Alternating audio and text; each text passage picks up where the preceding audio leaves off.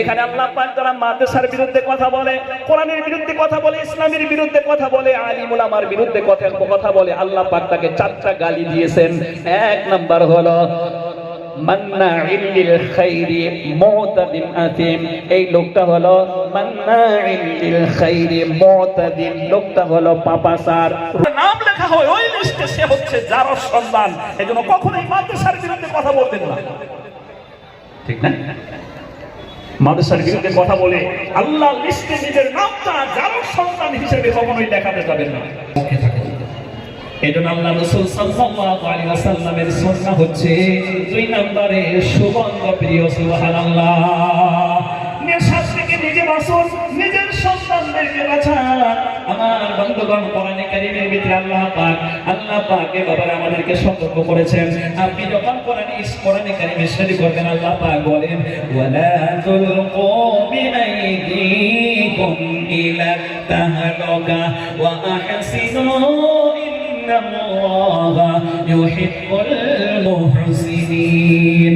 আপনি কোরআনে কারীম যখন বের করবেন, 2 নম্বর পারা 286 আয়াতের ভিতরে 195 নম্বর আয়াত আল্লাহ পাকের বক্তব্য, তুমি নিজেকে নিজের হাতে ধ্বংসের মুখে ঠেলে দিও না। নিজেকে নিজের যাবেন বলেন ভাই, ধ্বংসের মুখে ঠেলে দিও না। যারা নিঃশ্বাস সেবন করছে ওরা আমাদের লাইফের মধ্যে পুরো পাচ্ছে। এজন্য আপনি গন্ধ আপনার জন্য প্রিয় নয়, বরং নবীজির সুন্নাত অনুযায়ী আপনি সুগন্ধকে প্রিয় বানাবেন। মসজিদের সাথে সম্পর্ক হবে, আলিম উলামার সাথে সম্পর্ক হবে, নামাজ আপনি কায়েম করবেন। দেখবেন প্রত্যেকটা মসজিদের সামনে আতরের দোকান আছে না? কথা বলে না কেন? আছে। আতর কিনুন, ব্যবহার করুন। দুর্গন্ধ আপনি ইউজ করবেন না, দুর্গন্ধ আপনি নেবেন না। নবীজির সুন্নতি তরিকায় আমরা চলার চেষ্টা করি। আল্লাহ পাক আমাদেরকে তৌফিক দান করেন, বলেন আমিন। কি মুহাম্মদ সি ওয়াফাতুন তুমতে কি মুহাম্মদ সি ওয়াফাতুন তুমতে जहाँ चीज का लौह कलम तेरे। नबी मोहम्मद सल्लल्लाहु अलैहि वसल्लमेর তরিকায় যখন আপনি চলবেন, আল্লাহ পাক লৌহ কলম পর্যন্ত আপনার অধীন করে দেবে। হযরত বেলাল রাদিয়াল্লাহু তাআলা আনহু, আল্লাহ রাসূল যখন মেরাজে গমন করলেন, তিনি যখন জান্নাতে পৌঁছালেন, হযরত বেলাল রাদিয়াল্লাহু তাআলা আনহু নবীজির পাশ দিয়ে চলাফেরা করছিল। ওই খরমের আওয়াজ তিনি আল্লাহ রাসূল পেতেন। জান্নাতের ভিতরে গিয়ে বেলাল রাদিয়াল্লাহু তাআলা আনহুর খরমের আওয়াজ পেলেন।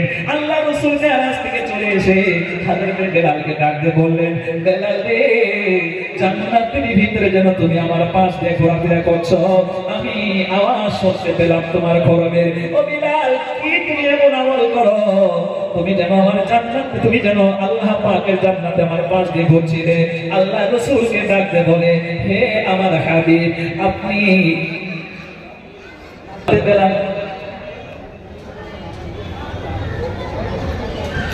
আমার বন্ধুগণ, হযরত বেলাল রাদিয়াল্লাহু তাআলা আনহু তখন বললেন, হে আল্লাহর রাসূল, আমি তো আপনার পাশেই থাকি, আপনার মত করে আমি চলার চেষ্টা করি।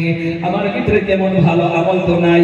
আমি যেভাবে আযান দিই এবং 5 ওয়াক্ত সালাত কায়েম করি, তবে বলে হে আল্লাহ রাসূল আমার ভিতরে একটা ভালো আমল আমার মনে হয় এইটা, যখনই আমার ওযু ছুটে যায় আমি যখন অপবিত্র হয়ে যাই সঙ্গে সঙ্গে আমি তাড়াতাড়ি ওযু করে 2 রাকাত তাহিয়াতুল ওযুর নামাজ পড়ে নেই।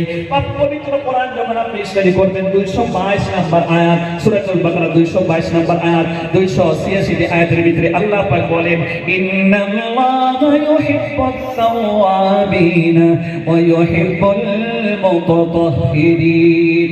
ইউহিব্বুত তাওয়াবিন ওয়া ইউহিব্বুল মুতাতাহহিরিন। আল্লাহ পাক পবিত্রকে ভালোবাসে, তওবাকারীকে ভালোবাসে। আল্লাহ রাসূল বলেন ও বিলাল আল্লাহ পাক পবিত্র, সুতরাং তুমি যে পবিত্র হয়ে থাকো এই জন্য আল্লাহ পাক তোমাকে বড় ভালোবাসে। আমি নবী জান্নাত দিয়ে যখন ঘুরি তোমার খরমের আওয়াজ আমি পাচ্ছিলাম।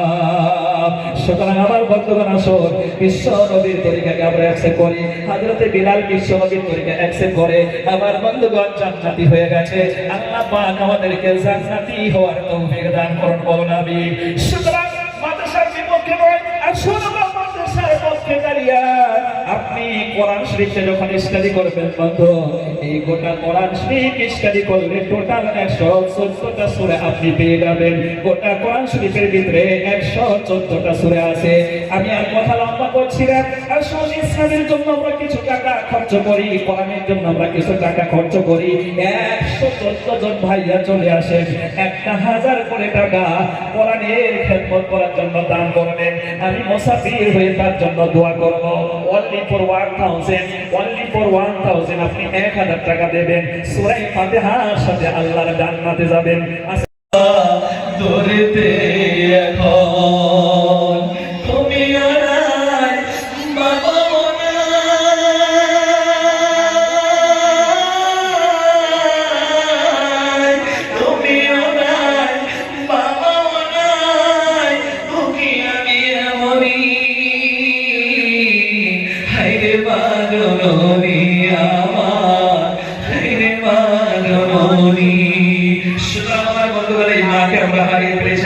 হারিয়ে ফেলেছি। মায়ের পক্ষ থেকে 500 টাকা দেবেন, বাবার পক্ষ থেকে 500 টাকা দিয়ে 1000 টাকা দান করে আপনি আমার মা বাবার কবরকে জান্নাতের টুকরা বানাবার চেষ্টা করুন। আল্লাহ পাক আমাদেরকে তৌফিক দান করুন আমিন।